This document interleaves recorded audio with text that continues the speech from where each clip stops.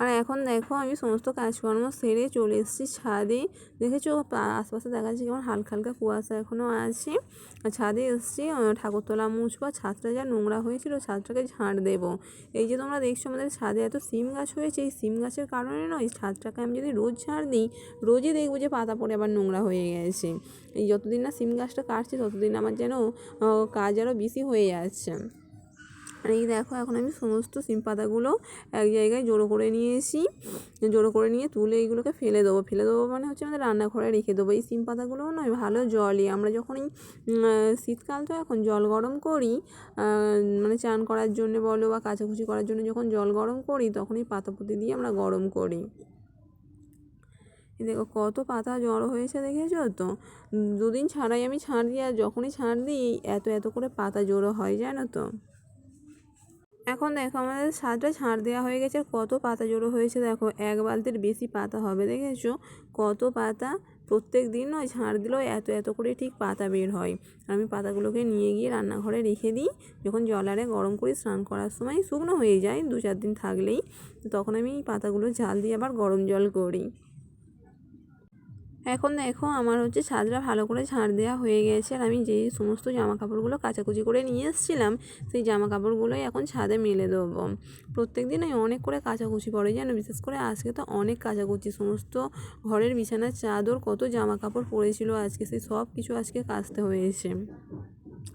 কী আর করবো, কাচাকুচি থাকলে তো কাচতেই হবে। আর এই দূর থেকে দেখো আমার ছেলে কিন্তু আমার ভিডিও করে দিচ্ছিল। আমার যেহেতু কোনো ভিডিও করার লোক নেই তাই আমার ছেলেকে যখন মাঝে মাঝে বলি যে ভিডিও করে দাও তো শোনা একটু, বললে আমার ছেলেই কিন্তু আমার ভিডিও করে দেয় জানো তো। আর এখন দেখো আমার অর্ধেকের মতো জামা কাপড় কাচা হয়েছিল, আমি সেইগুলোই নিয়ে চলে এসেছিলাম ছাদে মেলতে। দেখো এখন জামা কাপড়গুলো মেলা হয়ে গেছে। আমার ছেলের সোয়েটারটা দেখো, আমার ছেলের সোয়েটারটা দিয়ে জল টপছিল, আর আমি বারবার করে সোয়েটারের হাতাগুলোকে নিংড়ে দিচ্ছিলাম যাতে একটু তাড়াতাড়ি শুকনো হয়। যা মোটা সোয়েটার জানি একদিনে শুকনো হবে না, তাও বারবার করে জলটা নিংড়ে দিচ্ছিলাম। আর এখন দেখো সমস্ত জামা কাপড়গুলো মেলা হয়ে গেছে, আর এখন আমি ব্রাশ করছি, ব্রাশ করে আবার নিচে যাবো। এখন অনেক কাচাকুচি আছে সেইগুলোকে করব, করে তারপরে আবার মেলতে আসতে হবে, কারণ এখন যেহেতু শীতকাল সেরকম একটা রোদও থাকে না, সেই কারণে একটু সবার সবার কাচাকুচিটা করে নিলে নয় তাড়াতাড়ি তো শুকনোটা হয়ে যায়। তো তারপরে দেখো জামা কাপড় কটা মিলে দিয়ে আমি ব্রাশ করে নিচ্ছিলাম, ব্রাশ করে আবার যাব নিচে। দেখো আমার ব্রাশ ট্রাশ করা হয়ে গিয়েছিলো, হয়ে গিয়ে তারপর আমি চলে এসেছিলাম নিচে। নিচে এসে দেখো এই যে বিছানার চাদরগুলো তুলছে, এগুলোকেও কাচতে হবে, কারণ এক সপ্তাহের বেশি হয়ে গিয়েছিলো বিছানার চাদরগুলো কাচা হয়নি, তাই সমস্ত কিছু তুলে নিচ্ছিলাম কাচবো বলে। দেখো এই ঘরের বিছানার চাদরটা তুলে নিয়ে, চাদর বালিশের ওয়া তুলে নিয়ে আমি আবার এই ঘরে চলে এসেছিলাম। এই ঘরেরও বিছানার চাদরটা কাচবো, কারণ এক সপ্তাহের বেশি হয়ে গিয়েছিলো এই ঘরেও চাদরটা পেতেছিলাম, আমার কাচা হয়নি। সেই জন্য এই ঘরের চাদরটাও ভাবলাম যে কেচে দিই, যেহেতু সবাই আসবে আমার ননদারে, সেই জন্য এই ঘরের চাদরগুলো কেচে দিচ্ছিলাম। এই ঘরটা যেহেতু আমরা কেউ ইউজ করি না, তাই এই ঘরটা না আমাদের এমনিই পড়ে থাকে, যখন কেউ আসে তখন ভালো করে বিছানা করে দিই, তখন সবাই থাকে। দেখো সব চাদর ফাদর তুলে নিয়ে এখানে জল গরম করে নিয়েছিলাম, কারণ বিছানার চাদরটা তো নোংরা হয়েছিল, ভাবলাম যে একটু জল গরম করে দেওয়া যাক, ওই কারণেই জল গরম করে নিয়ে এখানে দেখো আমি সব চাদর টাদর নিয়ে এখানে বসেছি কাচবো বলে। আর এইগুলো তখন সার্ফে ডুবিয়ে রাখবো, ডুবিয়ে রেখে তারপর হচ্ছে একটু চা ফা খাবো, খেয়ে দিয়ে তারপরে আবার কাচতে যাবো।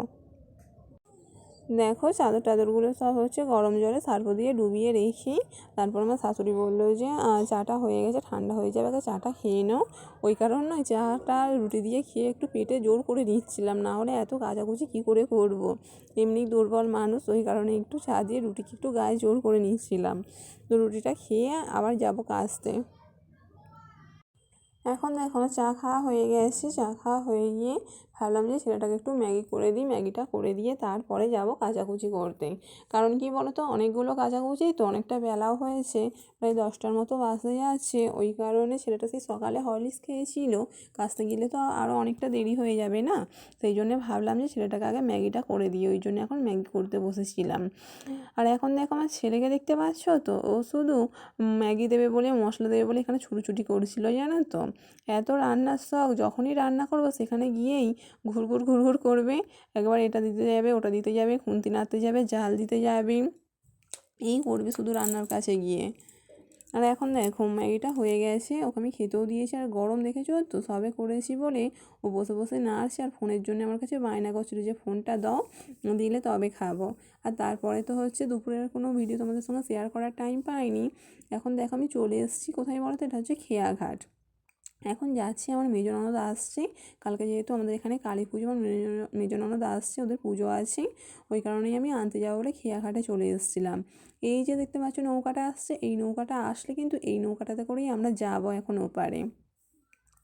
নৌকায় উঠতে নয় আমার খুবই ভয় লাগে, জানো তো, যাচ্ছিলাম বটেই কিন্তু আমার এত ভয় লাগছিল, মানে আমি কী বলবো, আমি কোনো দিন এইভাবে একা একা নদীর ওপারে যাইনি। আজকে যেতে বাধ্য হচ্ছি, কারণ আমার শাশুড়ির যেহেতু শরীর খারাপ, শ্বশুর বাড়িতে নেই, তাই আমি যেতে বাধ্য হলাম আমার ছেলেকে নিয়ে। আর দেখো একটা জাহাজ আসছে, জাহাজটা আসলে নয় নৌকাটা কীরকম দুলবে দেখো।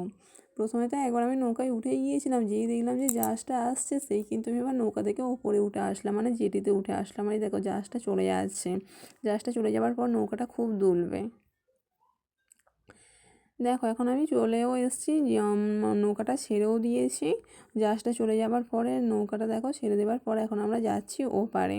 এই যে নৌকাটা আসছে দেখছো, এই নৌকাটা হচ্ছে বালি কাটা নৌকা, এই নৌকায় করেই আমার শ্বশুর বালি কাটতে যায়। তারপরে দেখো, তারপরে তো বাড়ি চলে এসেছিলাম ওদেরকে নিয়ে।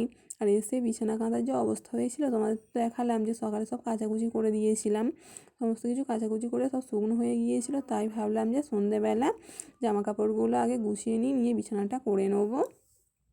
বিছানাটা করে নেওয়ার পর তারপরে যাব খাবার করতে।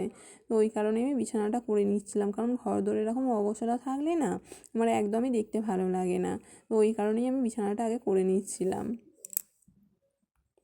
আর এখন দেখো বিছানা হয়ে গেছে, বিছানা করে চলে এসেছিলাম রান্নার কাজে।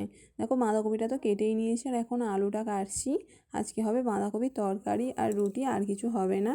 আর হয়তো পরোটা হবে, আর কিছু হবে না, সেই জন্য আমি আগে বাঁধাকপিটা কেটে নিচ্ছিলাম। আর এই দেখো এইটা দেখতে পাচ্ছ, এটা আমার মেজো ননদ বসে আছে এখানে, আমি ওদেরকেই আনতে গিয়েছিলাম। আর কালকে তো অনেক লোক আসবে বাড়িতে, তোমাদের সবাইকেই দেখাবো।